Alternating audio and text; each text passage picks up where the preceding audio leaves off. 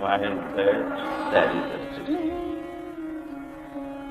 The mighty Himalayas follow a particular system. The bit of material expression also follows a particular system. Everywhere there is a system, there is an order. Nothing can be done disorderly.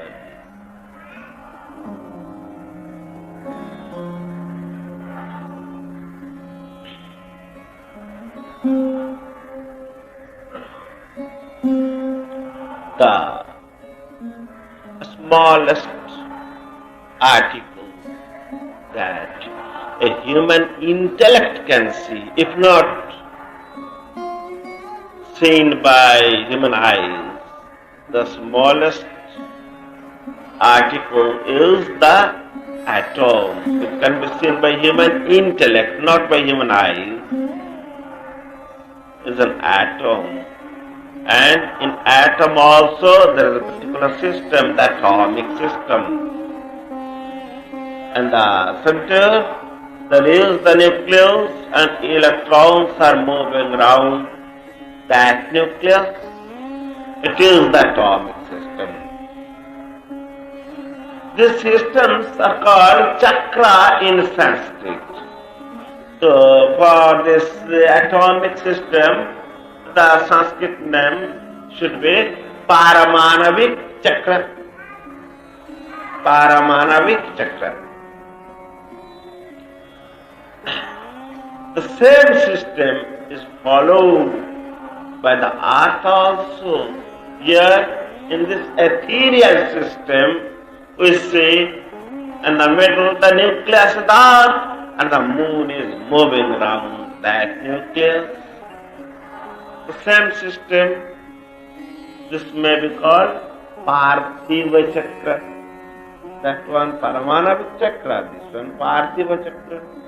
Now, the next bigger chakra, the next bigger system is the solar system. In that case, the sun is the nucleus and so many planets are moving around that sun. The same system. And the bigger chakra, the biggest chakra, the biggest system is the Brahma Chakra, the cosmological system. In that cosmological system, the nucleus is the Purushottama. The hub of that cosmic wheel is the Purushottama. And so many jivas are moving around that Purushottama, the same system.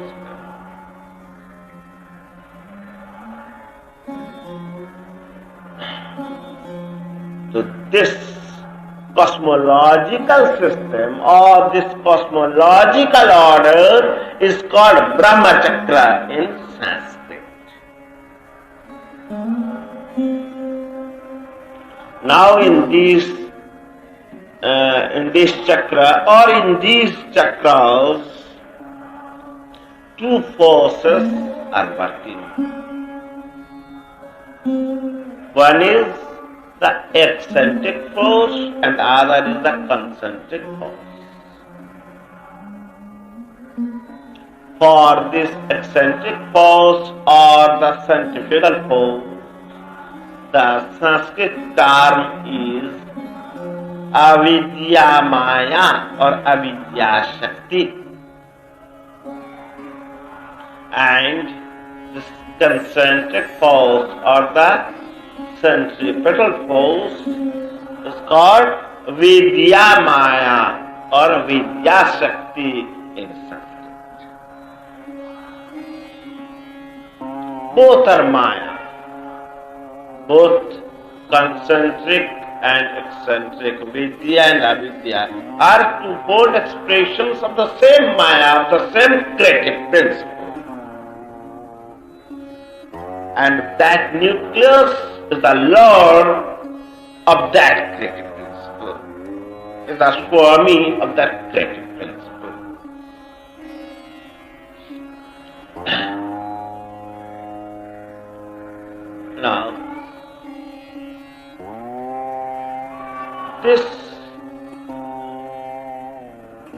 Vidya Shakti or Avidya Maya, centrifugal force, has got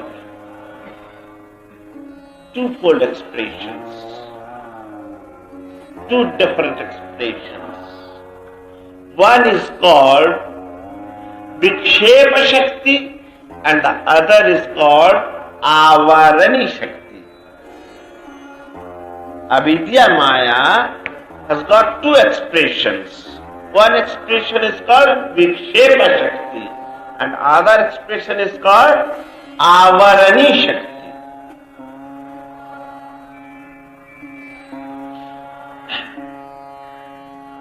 And the jivas are moving around this nucleus Purushottama with the help of these two forces. Two forces means Vidyamaya and Avidyamaya.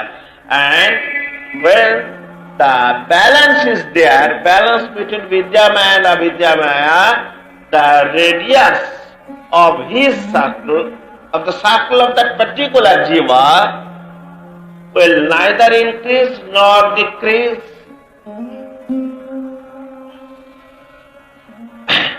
Now, this Avidya Shakti, first portion of Avidya Shakti is Vikshepa Shakti. In Sanskrit, Vikshep means a repulsive force. The force repelling the jiva from its nucleus. That is, a jiva is darted away, is drifted away from its nucleus by baser propensities, by depraving ideas, by depraving propensities. So these depraving ideas or depraving propensities are what is called Vikshepa Shakti. Clear? Vikshepa Shakti. So, a jiva is darted away from Purushottama by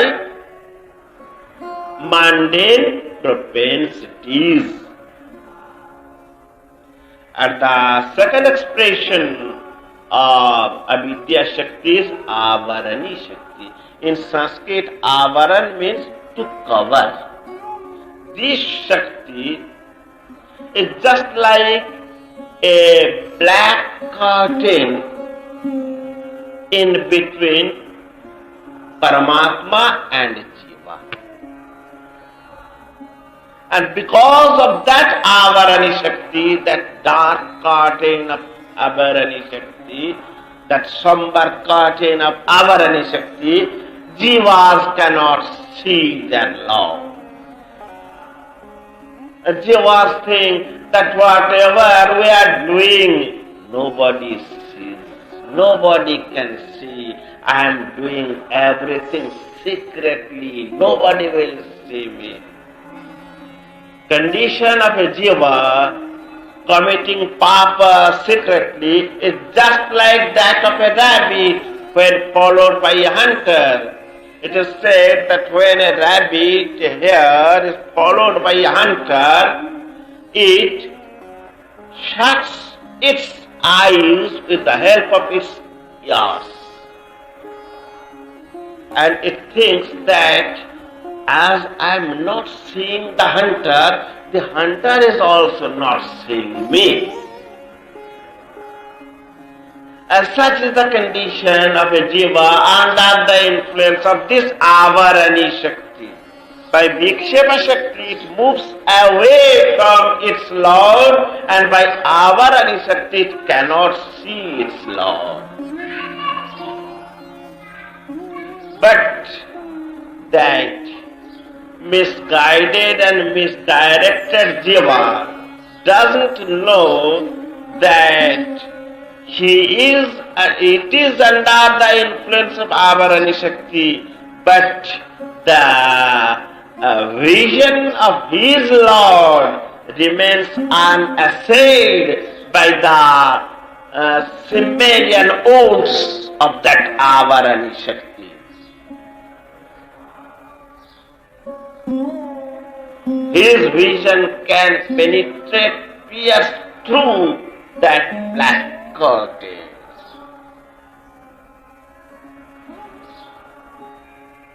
The jiva committing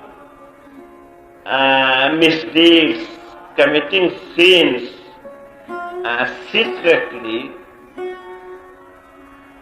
think that his action will remain covered forever.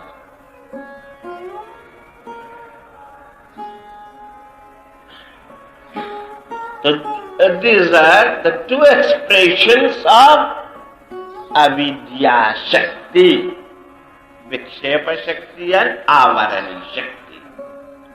Now, the avidya shakti, the concentric force, the centripetal force, force moving towards the hub of the will.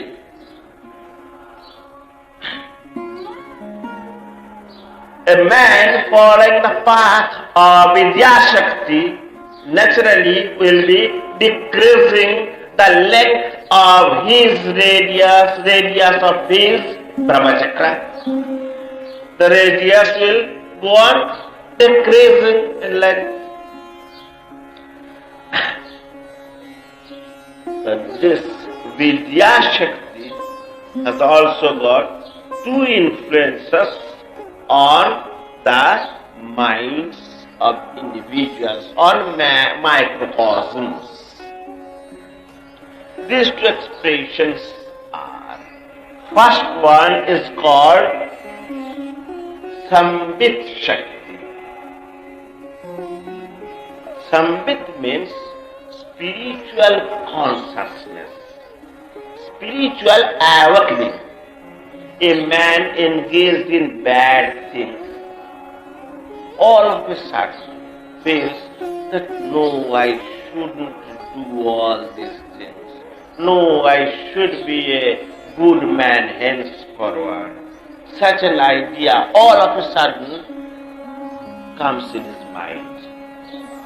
And this thing, this change of mental tendency is done by Vikshep Shakti of Vidya Maya. Sambit Shakti of Vidya Maya. They follow, this is what is called Sambit Shakti. No, henceforward I must be a good man. No, henceforward I must be a spiritualist. I must not encourage any depraving idea. This is Sambit Shakti. And the second expression of Vidya Maya is Ragini Shakti. After a man decides that henceforward I will be a good man, henceforward I will be a sadhaka, he gets the kripa of that Almighty Lord. Regarding kripa, I will say something afterwards. And after getting his kripa through some medium, he gets initiation. And after being initiated, he is to move along that spiritual path. That movement along the spiritual path is done by Ragini.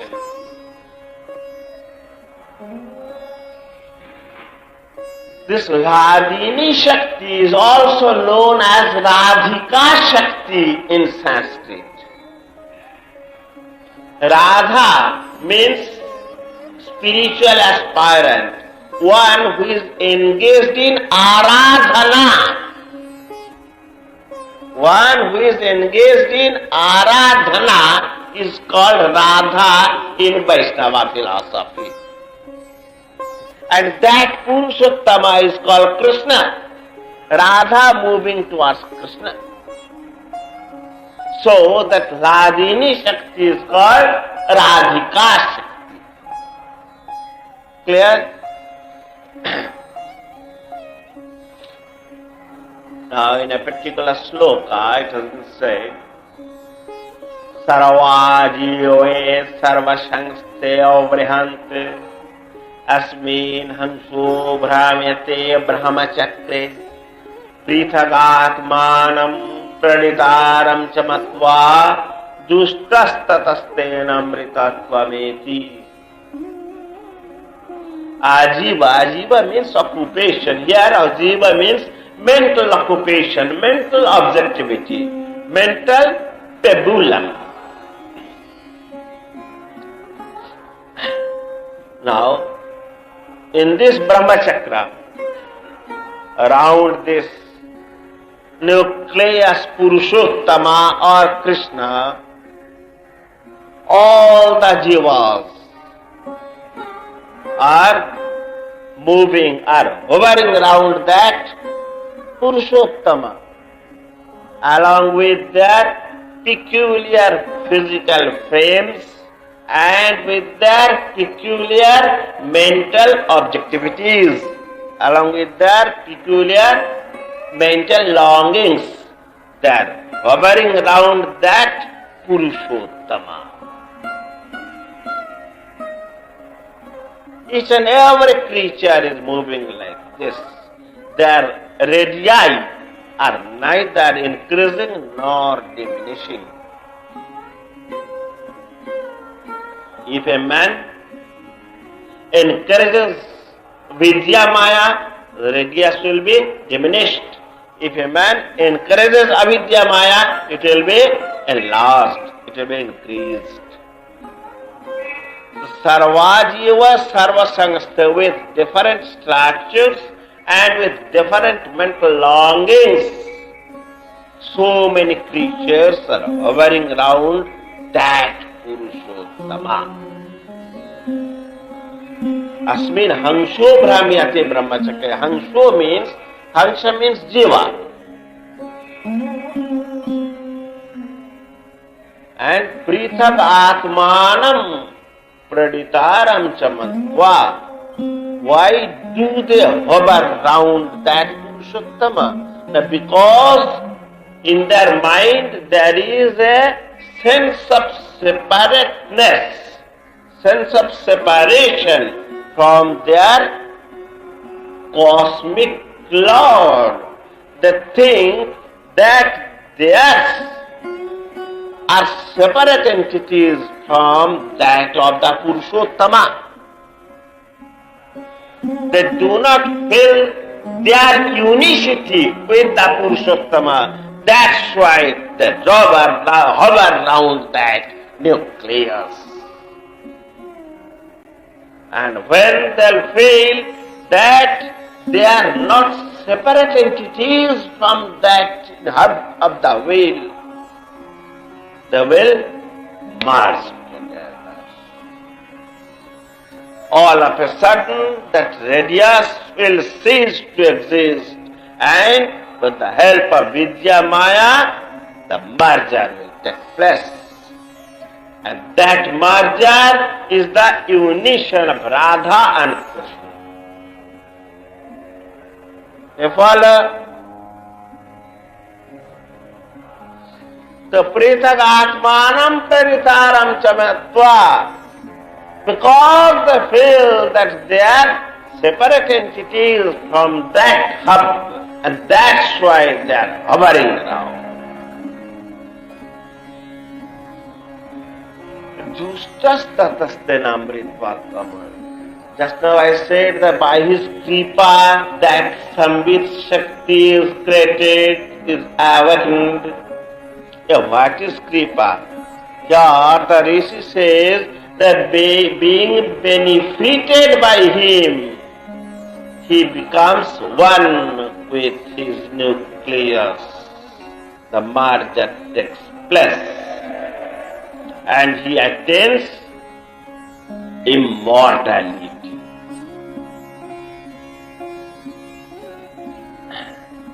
Mortality and immortality.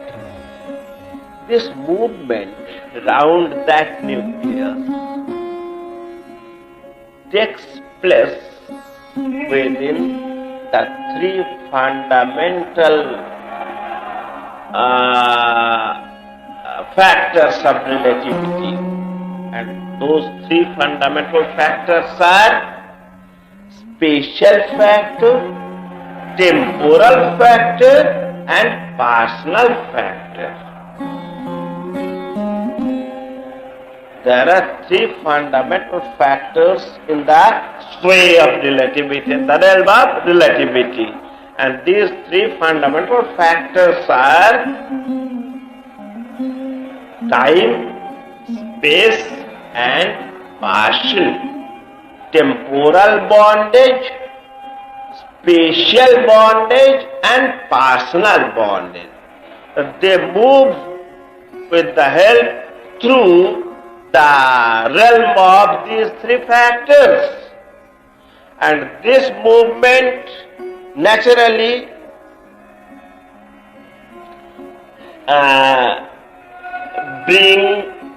brings certain changes in their body and mind, and this change, this transmutation, this metamorphosis is called death.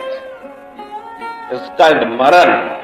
What is Maran? What is death? Death means change. Death is nothing but change. From childhood, the boyhood came. Childhood died. From boyhood, adolescence came. Boyhood died. So death means change. Death is nothing but change. But when an old man dies and a babe is born, it is also a change. But where the link between the preceding stage and the succeeding stage is missing, we say it is physical death. Because in that case, that is when an old man dies and a new babe takes place, sits in mother's womb, we cannot find out that link. And that's why we say that old man died. It is also an ordinary change. They follow? But where there is no movement, you see, those items moving around that nucleus, that passing through the realm of time, space and person. But the nucleus, it doesn't pass through time, space and person. It is above the realm of time, space and person. It controls time, space and person. That's why it undergoes no metamorphosis. It undergoes no transmutation. That's why it is above it is beyond the pale of life and death. It is beyond the periphery of life and death. It is beyond the compass of woes and agonies. And that's why when one is ensconced in that supreme shelter, one gets oneself free from life and death. One is established in Amritatva. One is established in immortality. Now in the slok, it has been said that being benefited by him. That is, I said that after getting a kripa, what is kripa? The God cannot have any partiality in him. He has got equal love for each and every creature of this universe, for all animate and inanimate objects. His kripa, his compassion is being equally showered upon each and every individual, upon each and every object. He bestows his compassion equally on each and every object. equally on papis and punyavans. But common people, they do not feel it. They do not feel that they are getting his kripa. They do not feel it. And why they do not feel it, you know? Because that kripa bari, that water of compassion is being showered upon each and every creature equally. But ordinary people do not feel that they are being drenched by those sacred waters. Why? Because they are holding the umbrella vanity upon their heads. That's why they are not being drenched. And what is sadhana? You will have to remove that umbrella from above your head and get yourself drenched by that sacred water. You will have to remove that umbrella of vanity. You will have to remove that umbrella of hatred. You will have to remove that umbrella of shyness and get yourself drenched by that water. And then you will feel that you are being graced by him. This is what is called kripa. Kripa is there. You will have to feel it by your sadhana. And when you will remove that umbrella, you will get proper direction. And then you will be guided by Radhini Shakti, by Radhika Shakti. You will come in contact with his Nupura Dhvani. You will come in contact with with that enchanting fluid of Krishna. What is that fluid? That Omkara. That Omkara, in the first stage, the sadhaka comes in contact with a hissing sound, just like the sound produced by that insect known as cricket in English. Yes. In the second stage, it is called Nupura Dhvani. Jum jum jum jum jum jum jum jum, sound like this. It is called Krishnasya Nupura Dhvani. In the third stage, it is just like that of a flute. It is called Krishnasya Basari Dhvani, Murali Dhvani. You will hear these sounds both internally and externally. In the course of your sadhana, you will come in contact with these sounds. So Radha, that is sadhaka, became mad when she came in contact with that soothing sound of Krishna's flute. She became mad. And that madness, that spiritual madness is begotten of what? Radhini Shakti. And by that Shakti, Radha and Krishna became united. Radha came in unison with that cosmic Purushottama, with that Purushottama who is the hub of this Brahma Chakra.